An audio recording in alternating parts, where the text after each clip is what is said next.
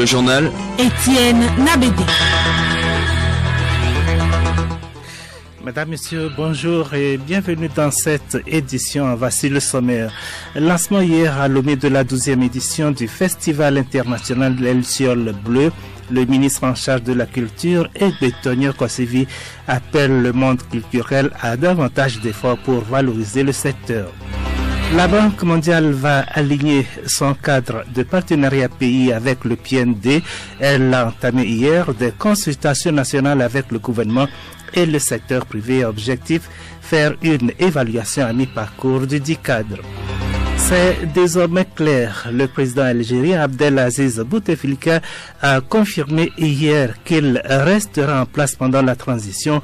Pendant ce temps, la formation d'un gouvernement de compétences nationales et de l'âge ouverture comptabilise déjà plusieurs refus de participation.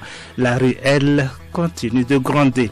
Et puis sport football, éliminatoire CAN Égypte 2019, dernière journée. Les éperviers du Togo effectuent cet après-midi leur dernière séance d'entraînement en vue du match contre les écureuils du Bénin dimanche prochain à Cotonou.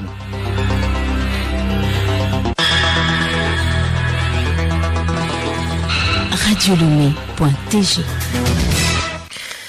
Mesdames, Messieurs, à nouveau, bonjour. Le chef du gouvernement Komi, Selom Klasso, a reçu ce matin en audience une délégation de la Banque mondiale conduite par le directeur pays Pierre Laporte. Il est allé discuter avec le Premier ministre du réajustement du cadre de partenariat pays de la Banque mondiale avec le plan national de développement PND du Togo sur la période 2018-2022. Monsieur Pierre Laporte est au Togo pour appuyer les consultations de la revue à mi-parcours de ce cadre stratégique. Pierre Laporte au micro de Chantal Amétépé. J'ai briefé le ministre un peu des travaux qu'on a eu hier avec le gouvernement et le secteur privé. On a une stratégie qui a été approuvée il y a 2 ans.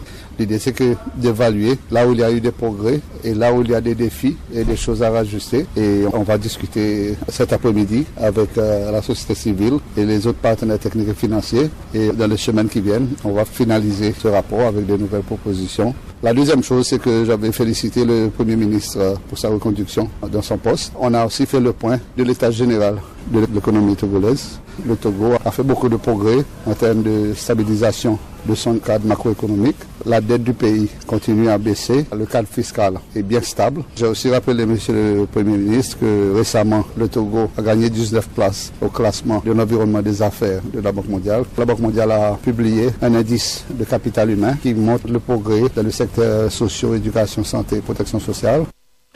Et la Banque mondiale qui a donc entamé hier à Lomé des consultations nationales avec le gouvernement et le secteur privé.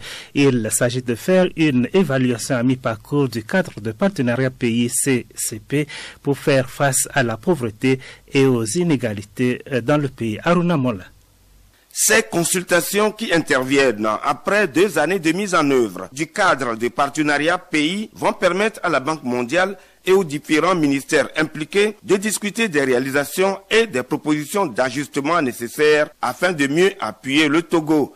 Awa Sissé Wagé, représentante résidente de la Banque mondiale. Nous avons remarqué qu'il y a beaucoup de progrès qui ont été faits au cours de ces 2 dernières années, notamment au niveau du cadre macroéconomique, l'amélioration du climat des affaires et aussi tout ce qui concerne l'inclusion sociale. On s'est posé la question, est-ce que notre cadre de partenariat pays est aligné au PND? Et la réponse est oui. Et on va faire les ajustements nécessaires pour renforcer cet alignement-là, notamment en étendant la période du CPP jusqu'en 2022 et aussi en prenant en compte les priorités définies dans le PND. Le directeur des opérations de la Banque mondiale a indiqué que la possibilité de réajuster les interventions permettra d'avoir un meilleur impact des projets qu'elle finance sur les populations togolaises. Pour la ministre de la Planification du Développement et de la Coopération, Madame Ayaovi Demba Tignokpa, le bilan des interventions de la Banque mondiale au Togo est fort appréciable. Ces appuis restent alignés sur le PND et les initiatives en cours permettront d'obtenir davantage des résultats satisfaisants. L'introduction du nouveau modèle d'engagement, l'adoption et la revue du cadre partenariat pays CPP, la 18e reconstitution de l'IDA qui a permis une augmentation significative des ressources allouées, et les nouvelles réglementations adoptées pour faciliter les procédures de passation des marchés au niveau de la Banque mondiale sont autant d'opportunités qui augurent un avenir meilleur des interventions de cette institution dans notre pays. Le portefeuille actuel de la Banque mondiale au Togo compte environ 17 projets d'un montant total de 220 milliards de francs CFA. Ces projets concernent plusieurs secteurs et couvrent l'ensemble du territoire national.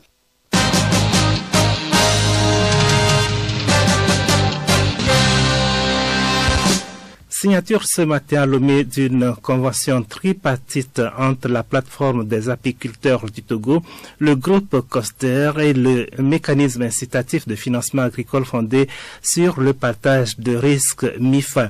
Ce contrat de 4 ans a été rendu possible grâce au MIFA. La plateforme des apiculteurs est donc en relation avec un acheteur de cire d'abeilles internationalement reconnu. Le président directeur général du MIFA, pour lui donc, la signature de cette convention témoigne de l'engagement du gouvernement à accompagner les producteurs agricoles. M. Aristide Agbosu-Monde salue le groupe COSTER pour la confiance dans le choix du Togo comme hub. La plateforme est composée pour l'heure de 250 apiculteurs. Le groupe COSTER prévoit d'acheter 3,5 tonnes de cire d'abeilles par an. Le Festival international Les Lucioles Bleues a tenu ses promesses. Les activités marquant cette 12e édition ont été lancées hier à Lomé par le ministre en charge de la Culture. Au menu de ce carrefour littéraire, des échanges et des formations des acteurs de la chaîne du livre. Yakubu Wahabou, Abiré Nyasingbi. Du 18 au 23 mars, les villes de Lomé, Badou, Palimé et Atakpamé accueilleront les activités au programme du Festival international Les Lucioles Bleues. Des spectacles, des formations et des rencontres entre les acteurs de la chaîne du livre. Kani Alem, promoteur du festival. Le festival est le lieu de la formation des artistes, des lecteurs de demain. Parmi les activités majeures de ce festival, pour rester dans l'esprit de la formation, il y a le masterclass que la dramaturge ivoirienne Were Liking va faire avec les professionnels de théâtre et les étudiants en master théâtre de l'université de Lomé. Cette initiative permet de transmettre à nos étudiants tout le savoir-faire. On citera également les activités à l'intérieur du pays, notamment à Badou et au lycée de Podi, où les auteurs auront l'occasion de rencontrer le public scolaire togolais. Le ministre de la Culture, Agbetonyon Kosivi, invite les acteurs du monde culturel à aider le gouvernement à plus de valorisation du secteur. Agbetonyon Kosivi. Nous devons donc valoriser notre culture. Il voudrait voir les entreprises culturelles devenir plus compétitives, créatrices de richesses et d'emplois. À cette fin, le gouvernement se fixe pour objectif, dans les années à venir, de donner un souffle nouveau à la mise en valeur des patrimoines culturels et touristiques à travers les industries culturelles ainsi que les biens et services culturels et touristiques. Les organisations de la société civile doivent, elles aussi, faire leur part. L'invité d'honneur de cette édition est le doyen de la littérature africaine, Tchèque Amidou Kane, âgé de 91 ans. D'autres grandes figures de la littérature africaine, dont Cédro Houansou du Bénin, Bio Diallo de la Mauritanie, sont déjà sur le sol togolais. Éric Joël Bakal du Gabon se prononce sur sa participation au festival. Je suis invité à ce festival Fil Bleu afin de partager avec les écrivains du Togo, mais plus largement avec le public, l'électorat togolais, un vécu, une expérience qui vient du Gabon. Je suis désormais quelque part aussi écrivain du Togo parce que j'ai publié ici un roman intitulé La légende de Nyamoto que je vais présenter lors de ce festival. Cette édition est placée sous le thème « Un rêve utile, une aventure ambiguë ». La Croix-Rouge et le Croissant Rouge pour un repositionnement à l'échelle continentale. La Croix-Rouge, qui célèbre son centenaire cette année, veut trouver les moyens de se repositionner face aux défis de l'heure. 49 sociétés nationales de la Croix-Rouge et du Croissant-Rouge prennent part depuis hier à un forum sur le leadership, selon Madame Fatoumata Nafo Traoré, directrice région Afrique de la Fédération internationale des sociétés de la Croix-Rouge et du Croissant-Rouge. L'action humanitaire impartiale, neutre et de volume satisfaisant constituent les fondamentaux qui ont inspiré les pères fondateurs tant de la Croix-Rouge que du Croissant-Rouge. Nous avons vocation à travailler sur le développement de la résilience et du développement au niveau communautaire en matière de santé, d'accès à l'eau potable, en matière de migration, de sécurité alimentaire, y compris l'éducation. Aujourd'hui, nous sommes très préoccupés par l'impact du cyclone Idai sur le Mozambique, le Malawi et le Zimbabwe. On a déjà plus de 150 morts. C'est la crise immédiate que nous avons entre les mains sur les 2-3 derniers jours. Mais une crise majeure qui se joue en RDC depuis 8 mois, l'épidémie Ebola. Nous avons la chance que cette épidémie n'a pas passé les frontières. Ces principes, le ministre de la Santé et de l'Hygiène publique, professeur Moustapha Mejiawa, a exhorté l'organisation à les pérenniser. Par le thème choisi, en lien avec le leadership et son inconditionnel allié qu'est l'intégrité, vous renouez avec les fondamentaux qui ont inspiré les pères fondateurs, tant de la Croix-Rouge que du Croissant-Rouge, animés qu'ils étaient, de mettre constamment en pratique les vertus de solidarité et de charité, en prévenant et en allégeant la souffrance humaine en toutes circonstances, en protégeant la vie, la santé et le respect de la personne humaine, et ce, de façon rigoureusement désintéressée. Ces fondamentaux, fil conducteur des actions menées depuis l'origine, doivent rester inoxydables et impérissables, et ne subir aucune érosion issue de l'hypertrophie des égos et du narcissisme. Cette rencontre est le début du partenariat naissant entre l'organisation et EcoBank. La 18e édition de la Semaine nationale de la santé bucco-dentaire a été lancée hier à Séville. L'association des chirurgiens dentistes du Togo, ACDT, qui en est l'initiatrice, entend offrir à tous un accès équitable aux soins bucco-dentaires. Cette semaine sera donc mise à profit par l'Association des chirurgiens dentistes du Togo pour informer la population sur le dépistage, les moyens de prévention et le traitement des affections liées à la dent et à la bouche. Bakpo Adoté Jules, président de l'ACDT. Aujourd'hui, nous sommes à l'ouverture officielle de nos activités marquantes, la 18e édition de la Semaine nationale bucco-dentaire que nous avons lancée ce matin au lycée de Tchévier. Et puis immédiatement suivra au CHR de Sokodé des consultations et des soins gratuits. Et nous allons consulter et soigner gratuitement toute personne qui serait venue et nous lui remettrons également des médicaments adéquats pour soigner son affection. Il y aura également des séances de sensibilisation, l'hygiène bucco-dentaire. Nous irons également dans les écoles comme d'habitude pour montrer à nos petits frères, à nos enfants, comment mieux brosser les dents. Le journal Étienne Nabédé. En Algérie, plus de doutes sur la vision du président Abdelaziz Bouteflika. Dans une lettre à la nation, le président algérien confirme qu'il resterait en poste jusqu'à la fin de la transition. Abirignan Singbe. Le chef de l'État fait un blackout total sur demande des manifestants qui défilent sans cesse dans tout le pays pour réclamer son départ, ainsi que celui du système politique. Pour une grande partie de la société civile, la promesse du président de soumettre une nouvelle constitution à référendum suite aux travaux de la conférence nationale n'est pas suffisante. Une vingtaine d'organisations de la société civile a publié une feuille de route pour sortir de la crise. 5 propositions, parmi lesquelles la mise en place d'un haut comité de transition, mais aussi l'élection d'une assemblée constituante pour élaborer la nouvelle constitution.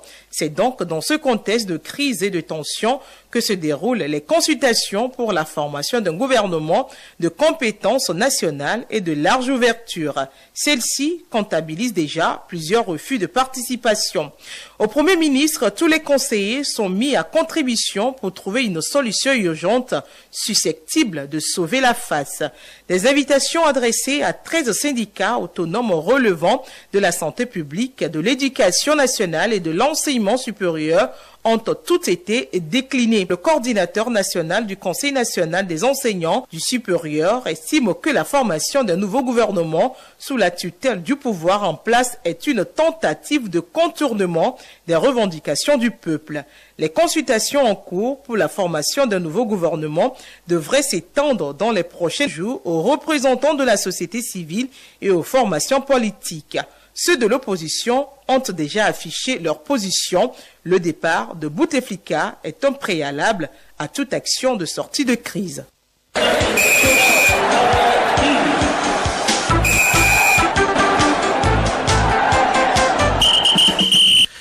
Du sport pour refermer cette édition et du football, deuxième séance d'entraînement des éperviers du Togo ce mardi. Le coach Claude Leroy et sa bande s'activent pour le rendez-vous de dimanche prochain à Cotonou au Bénin contre les écureuils. Aruna Mola. Les séances d'entraînement ont démarré hier avec la première vague des éperviers. Ils vont poursuivre au grand complet cet après-midi leurs préparatifs tactiques, techniques et psychologiques en vue du match contre les écureuils du Bénin le 24 mars prochain. Un match très important où le Togo a l'obligation de gagner pour se qualifier. Claude Leroy, sélectionneur national. Entre le Bénin et le Togo, on sait que ça va être un match compliqué, on sait que le dilemme il est simple, il faut qu'on gagne, donc on n'a pas de questions à se poser. Il va falloir aussi qu'on soit patient, c'est toute la difficulté de ce genre de rencontre, savoir que devoir gagner un match sans confondre vitesse et précipitation, sans vouloir aller trop vite, bon, bien rythmer le match, savoir que ça dure 90 minutes, qu'il faut pas faire n'importe quoi, qu'il faut rester structuré jusqu'au bout. Les protégés de Claude Leroy sont conscients de leur mission et promettent, par l'entremise du milieu de terrain, Mathieu Dossevi, relever le défi. On joue notre CAN sur ce match, donc voilà, on est tous mobilisés. On est prêts à faire une grosse semaine tous ensemble pour aller faire un gros résultat au Bénin et amener tout le peuple togolais à la CAN. Non, je promets juste qu'on va tout donner, on va se battre de la première jusqu'à la dernière minute, quelle que soit l'issue. On va porter les couleurs du Togo et fier. Et évidemment, on est sûr qu'en donnant tout, il y a de grandes chances qu'on soit récompensé. Donc voilà, à nous de tout faire, être bien concentré tactiquement, techniquement, et il y a moyen de faire quelque chose. Cette information pour boucler la page, l'ancien international tunisien Karim Hagui dispute son jubilé samedi prochain à Sousse. Le match de gala opposera l'équipe tunisienne de 2004 et une sélection des joueurs africains. Sont attendus Noureddine Naibet, Tayeb, Bagdad Bouneya, Essam El Adari, Mohamed Zidane, Ossan Gali, Ahmed Hassan, El Hadji Diouf, Nanko Kanou, Stéphane Kisling, etc. Les recettes du match de gala seront versées au centre de formation des jeunes de l'AS Kasserine, le club des débuts de Hagui qui aura joué à l'Étoile du Sahel, Strasbourg, Bayer Leverkusen, Stuttgart, Hanovre, etc. Il a également participé à la Coupe des Confédérations en 2005 et à la Coupe du Monde.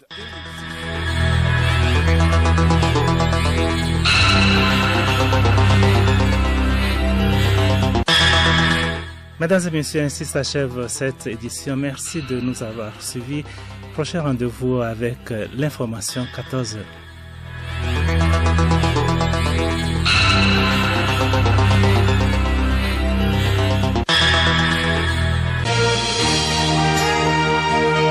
Radio Lomé, boîte postale 434, email radiolomé@radiolomé.tg. radiolomé.tg